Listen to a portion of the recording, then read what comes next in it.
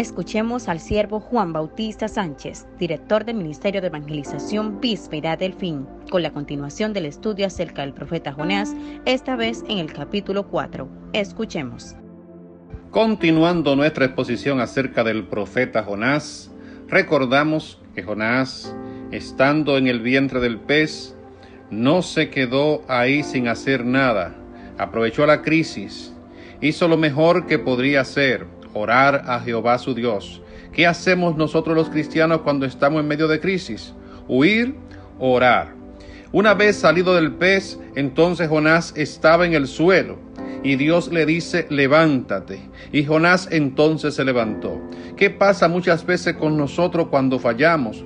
¿Qué sucede con nosotros cuando estamos apesadumbrados, cuando caemos en pecado o cuando ofendemos a una persona? ¿Nos quedamos en el suelo? Pues fíjate que Dios en este momento te dice: levántate.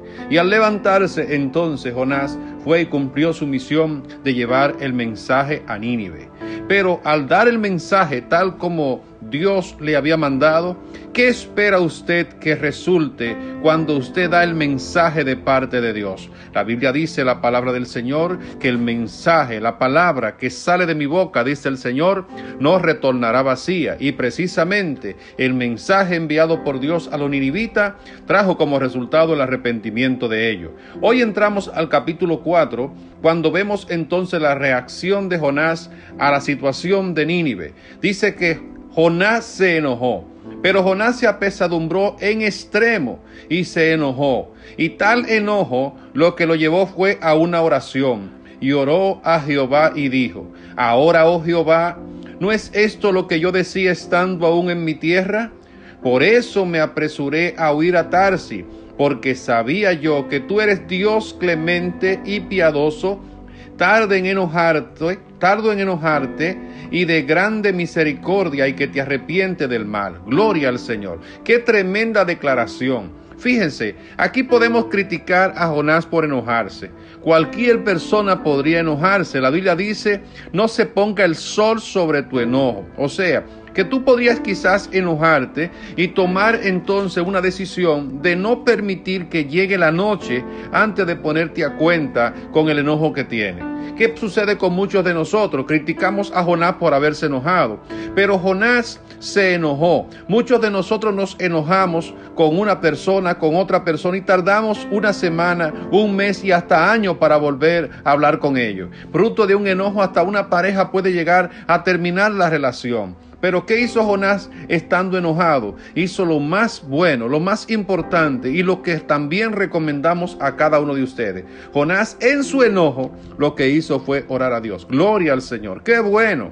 Ojalá todos los creyentes, todas las personas, en el momento en que se sientan enojados, entonces se pongan a orar a Dios. Ahora bien, cuidado que es lo que oramos. Cuidamos con qué es que nos dirigimos al Señor, porque Jonás sí es verdad que oró al Señor, pero óigame, las palabras de Jonás denotan algunas cosas que salen a la luz. Primero, dice él: oh Jehová, ¿no es esto lo que yo decía estando aún en mi tierra? O sea, aunque en el libro, en el capítulo 1, no especifica, no dice nada al respecto, en el capítulo 4 se revela un diálogo que Jonás tuvo en el capítulo 1, pero que ahora es que sale a la luz. O sea, antes de Jonás irse a huir para Tarsis, él razonó y dijo en aquel entonces, cosa que no está escrita: esto es lo que yo decía estando aún en mi tierra, y por eso me apresuré a huir a Tarsis. O sea, que Jonás no sale a Tarsis simplemente por una desobediencia, porque no quiere ir a predicar el mensaje, porque no quiere ir a llevar el mensaje a los perdidos. No. Él dice por qué lo hace, y es porque yo sabía que tú eres, oiga bien la declaración de Jonás con respecto a Dios: tú eres un Dios clemente y piadoso, alabado sea el Señor, tardo en enojarte y de grande misericordia, y que te arrepiente del mal. Óigame, pero qué concepto más grande tenía este hombre acerca de Dios. Óigame, que Dios es clemente y piadoso. Para muchas personas hoy en día Dios no es así. Dios es un sanguinario para muchos de ellos porque destruía una nación entera. Oiga, dice, tardo en enojarte. Algunos cuando leemos una porción de la Biblia, cuando Dios dice voy a destruir tal lugar o voy a hacer tal cosa, lo leemos y solamente vemos el lazo del tiempo que transcurre entre un versículo y otro. ¿Usted sabe qué tiempo tardó Dios para destruir a Jerusalén cuando le decía, si siguen pecando, si siguen haciendo las cosas malas, voy a permitir que una nación le invada y lo deporte hacia otra nación? La gente cree que este mensaje fue dicho en enero del 2020 y en diciembre ya la nación de Israel había sido llevada cautiva. No, hermano, óigame bien. Aquí se cumple lo que dice el profeta Jonás, que Dios es lento, clemente, piadoso y tardo en enojarse. ¿Sabe qué tiempo transcurrió entre las primeras profecías de deportación hasta que llegó finalmente la deportación? Alrededor de 200 años, Dios mandando profeta y profeta, mensaje tras mensaje. ¿No ocurre así muchas veces en nuestras vidas, mis amados? Dios manda mensaje y mensaje de advertencia. Dios manda advertencia con los predicadores, advertencia con una canción que usted escucha, advertencia con un tratado, advertencia en un culto, advertencia de cualquier manera a través de profetas.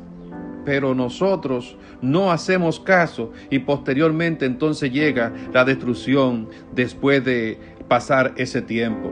Pero Jonás tenía ese concepto acerca de Dios, que tú eres un Dios demasiado misericordioso, grande en misericordia y que te arrepiente del mal. En otras palabras, Jonás estaba viendo su prestigio de profeta correr riesgo, porque usted da el mensaje en un lugar y las personas se arrepienten, no hay un prestigio para el profeta porque no sucedió ningún mal de lo que él dijo.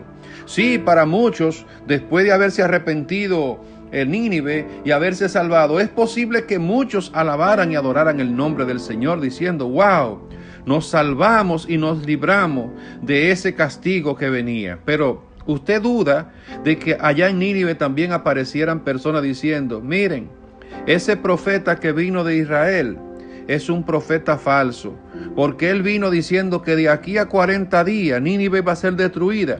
Y resulta que Nínive no fue destruida nada. Entonces ese profeta es falso. Así que cuando alguien oiga por ahí de que un tal Jonás, hijo de Amitai, viene con otro mensaje, ni caso le hagan tan siquiera, porque él vino diciendo que Nínive iba a ser destruida y no fue destruida en ninguna manera. Alabado sea el Señor. Es por eso que estamos viendo a Jonás defendiendo más bien su prestigio, porque él conocía muy profundamente a Dios, ya que de qué serviría dar un mensaje de juicio y condenación cuando Jonás sabía que si daba el mensaje las personas se arrepentirían y Dios le iba a perdonar.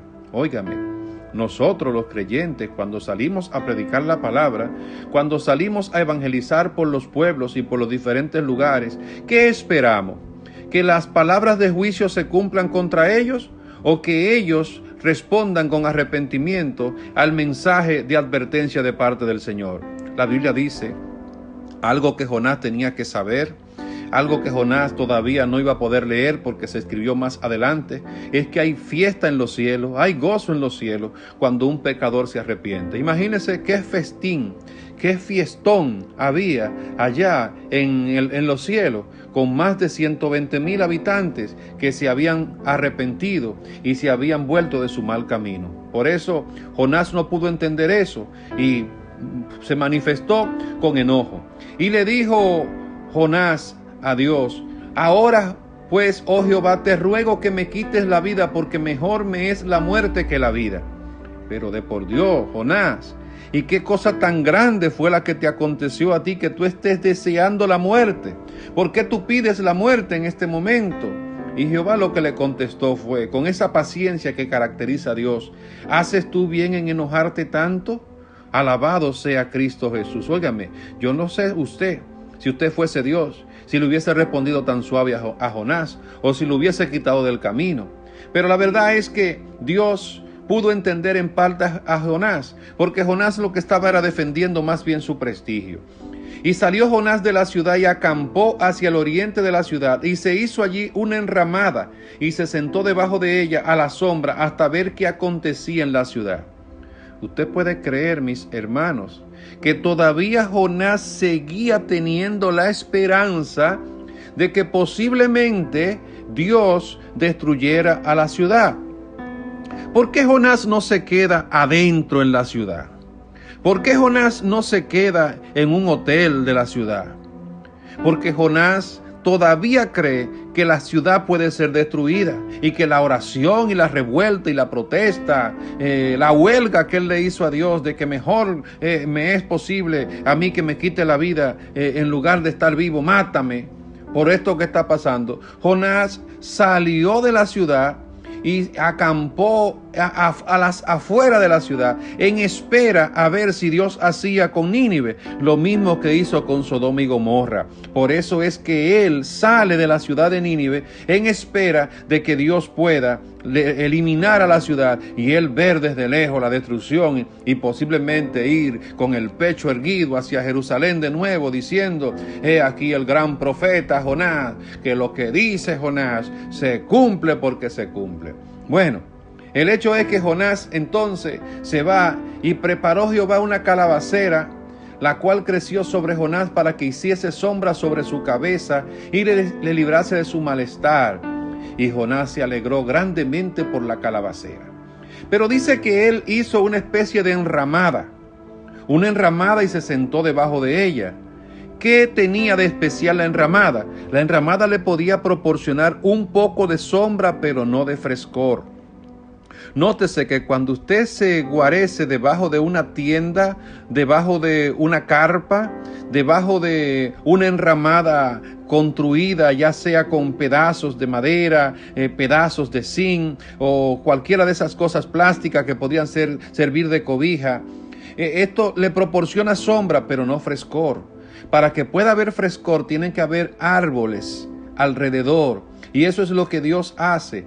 Hace crecer una calabacera que haga sombra. Óigame, y entonces esa sombra está cubriendo a Jonás, no solamente la enramada, sino todo el entorno. Y ahora hay un frescor. Hay un viento agradable ligado con las hojas, con el verdor de la naturaleza, de lo que Dios había creado. Y Jonás se siente, óigame, alegremente, grandemente alegre por ese milagro que Dios hizo a su favor. Dios quiere darle una lección al profeta.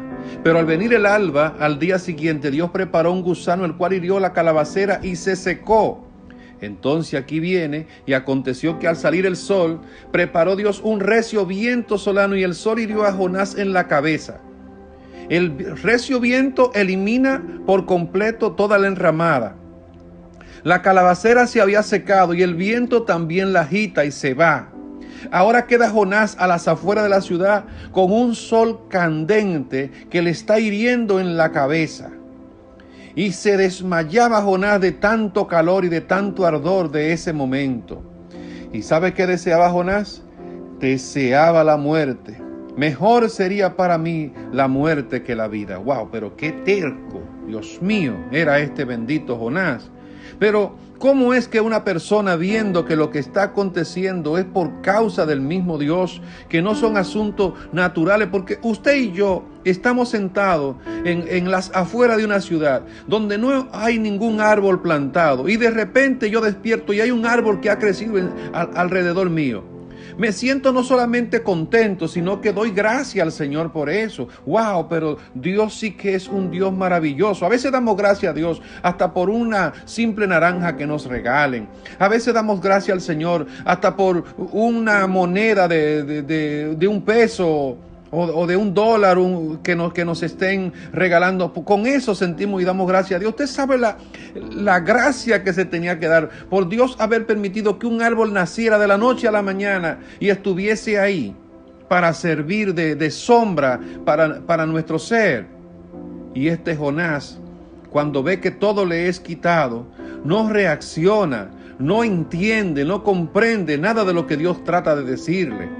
Y hay momentos, hermanos, que nosotros nos volvemos tan tercos, tan obstinados, que tiene Dios que hablarnos directamente porque no oímos profetas, no entendemos lo que dice la Biblia, no entendemos los mensajes, no entendemos, y Dios tiene que hablarnos directamente. Entonces dijo Dios a Jonás: ¿tanto te enojas tú por la calabacera? Y oiga lo que responde el muy barbarazo ese. Y él respondió: mucho me enojo hasta la muerte. Óigame, yo creo que Jonás tenía una confianza con Dios terrible, porque yo no me atrevería, ni vivo ni muerto, a hablarle así a Dios de esa manera.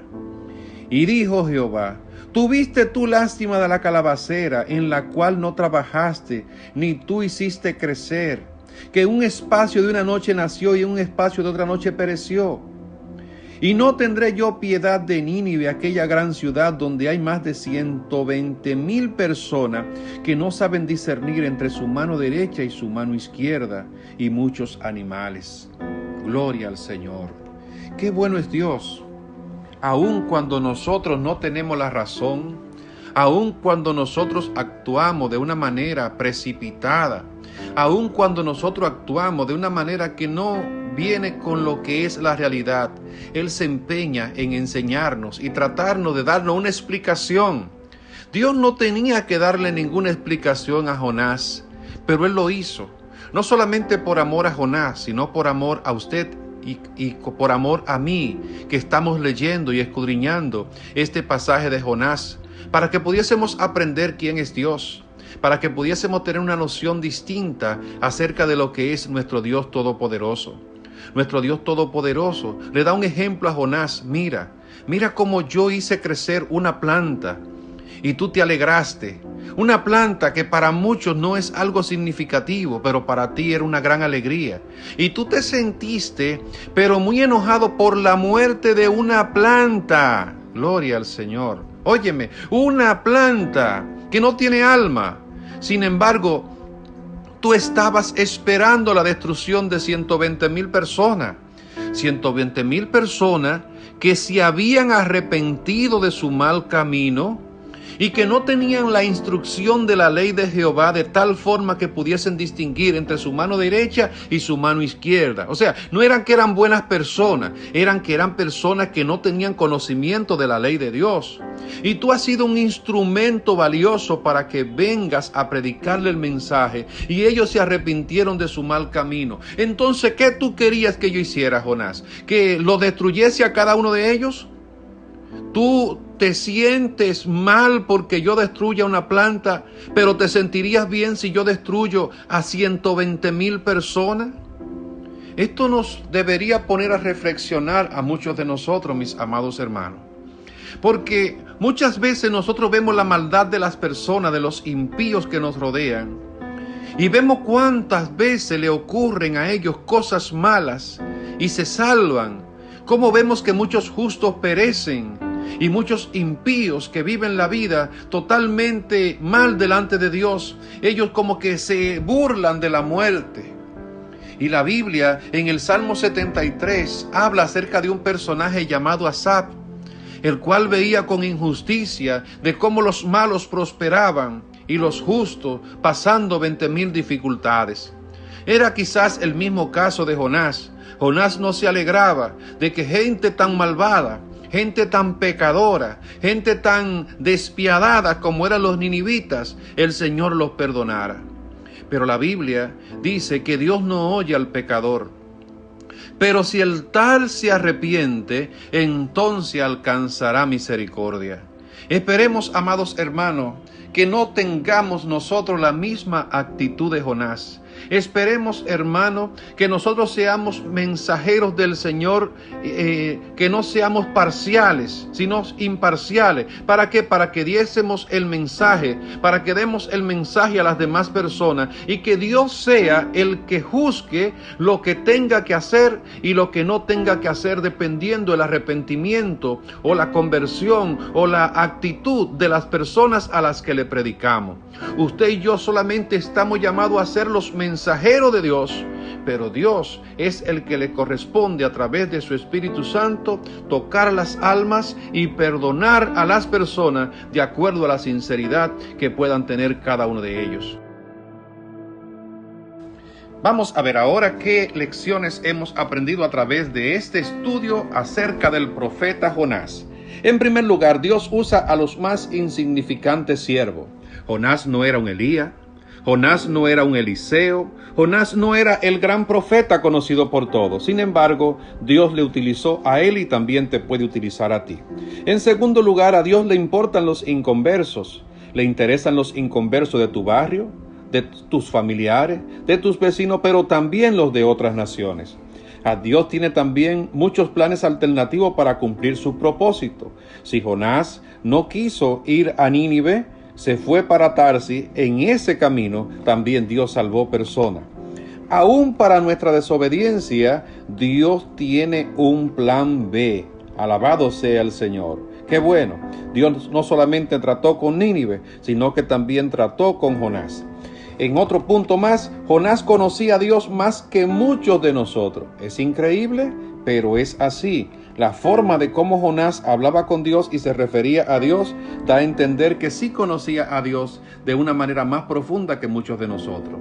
Otra cosa más, y es que se puede ser predicador sin tener agendas llenas.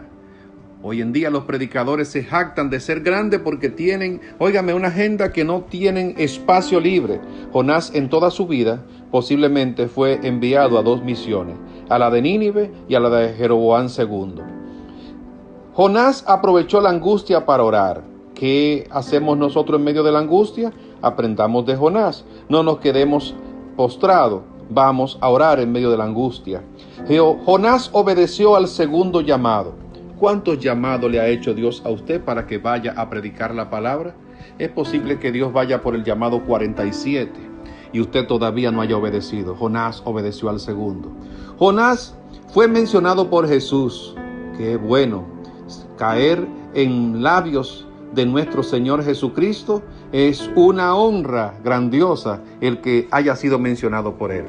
Jonás no era de familia de renombre, sí, porque se habla de Daniel, se habla de Sadrach, Mesach y Abednego, pero eran hijos de príncipe posiblemente. Jonás, simplemente hijo de Amitai. Posiblemente no escribió su libro Jonás, así como lo oye, puesto que cada vez que se habla de él en el libro, se habla en segunda persona. Jonás predicó a los marineros un mensaje poderoso. Sí, es verdad. Y quizás solamente se limitó a decir, soy hebreo y le sirvo al Dios Todopoderoso, Jehová, que vive en el cielo, creador de la tierra y el mar y todo lo que existe. Se limitó a dar solo el mensaje de Dios, cosa que deberíamos aprender nosotros como predicadores, a solamente darle a las personas el mensaje que viene de parte de Dios y no utilizar tanto nuestros propios argumentos. Jonás no usurpó ministerio, no se puso a aconsejar ni a tratar de interpretar el mensaje que Dios había mandado. No, él solamente era un mensajero para dar un mensaje y eso fue lo que hizo. Es el profeta de mensaje más corto que hay en la Biblia. De aquí a 40 días, Nínive será destruida. El libro de Jonás, aprendemos de él que solamente tiene 4 capítulos, pero a cualquiera para poder escudriñarlo le va a tomar hasta una semana y más para poder sacarle el jugo completo. No es seguro que fuera una ballena en la que tragase a Jonás, puesto de que era un gran pez según la Biblia y no menciona qué tipo de pez era. Nínive no tenía playa, eso lo aprendimos gracias al libro 60 cosas que decimos como si estuviesen en la Biblia. Y también chequeando el mapa detrás en nuestras Biblias, nos damos cuenta de que Nínive no tenía acceso al mar. Que Jonás tampoco era una persona suicida a pesar de que le pidió a Dios, oiga, que le quitara la vida en 2 ocasiones. Observe lo siguiente. Jonás pudo haberse lanzado al mar desde el barco, pero él dijo, tírenme. Una persona suicida se hubiese tirado él. Cuando Jonás ora a Dios, le dice, quítame la vida, te ruego que me la quites. Si hubiese sido una persona suicida, pues se la quita él mismo. Así que los que defienden el suicidio aquí no tienen base bíblica, porque ningún cristiano actúa de esa manera.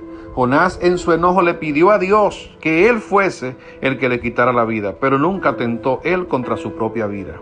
Jonás hablaba con Dios con más seguridad que muchos de nosotros, es verdad. Jonás podía ser terco, rebelde, de todas las cosas que podamos decir de él, pero él hablaba con Dios de una manera que ojalá yo tener esa confianza de hablar con Dios como hablaba Jonás con el Señor. Jonás esperaba que Dios cambiara de opinión. Es increíble la terquedad de este hombre. Él todavía creía que Dios podía hacerle caso a la oración de él y no al arrepentimiento de la gente. También en Jonás aprendemos que no fue el rey el que decidió humillarse de primero. Algunos siempre así lo enseñan, pero no es así. El pueblo comenzó a humillarse primero y luego las noticias llegaron a oídas del rey. Que posiblemente Jonás no le predicó al rey, también eso aprendemos, ¿verdad?